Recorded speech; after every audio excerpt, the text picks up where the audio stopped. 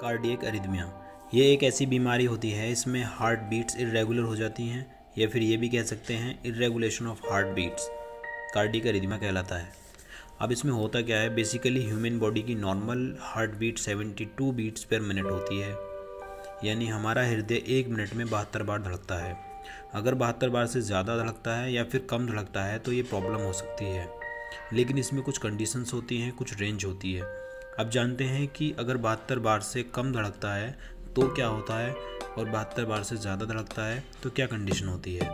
Basically cardiac arrhythmia में 2 conditions होती हैं, एक ब्रेडिकार्डिया और दूसरी टैकीकार्डिया। ब्रेडिकार्डिया तब होता है जब नॉर्मल वैल्यू से हार्ट रेट स्लो हो जाती है, जैसे 60 बीट्स पर मिनट, तो वो कंडीशन कहलाती है ब्रेडिकार्डिया। और इस कंडीशन में फैटिग यानी थकावट होती है, शॉर्टनेस ऑफ ब्रीदिंग यानी पेशेंट को सांस लेने में प्रॉब्लम होती है, चेस्ट पेन होने लगता है और भी ऐसी बहुत सी सिम्टम्स देखे जाते हैं।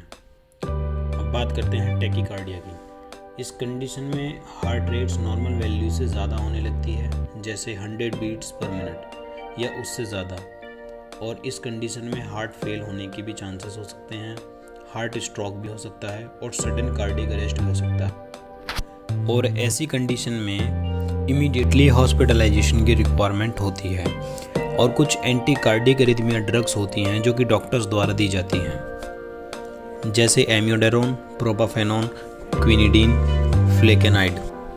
अब सवाल है कि इस बीमारी से बचा कैसे जाए। तो इससे बचने के लिए हमें अपनी हार्ट रेट्स को नॉर्मल रखना होता है, जिसके लिए हमें पानी ज़्यादा से ज़्यादा पीना चाहिए और स्ट्रेस फ्री रहना चाहिए, डिप्रेशन जैसी बीमारी से दूर रहना चाहिए। और अगर आप एक्सरसाइज करते हैं तो लिमिट में करनी चाहिए, जैसे कि रनिंग करते हैं बिना किसी रिदम के या नॉन स्टॉप रनिंग करते हैं तो हमारी हार्ट रेट्स इंक्रीज़ हो जाती है। तो उसके लिए कुछ प्रिकॉशंस होते हैं, उनको ध्यान में रखते हुए करना चाहिए। It's all about cardiac arrhythmia.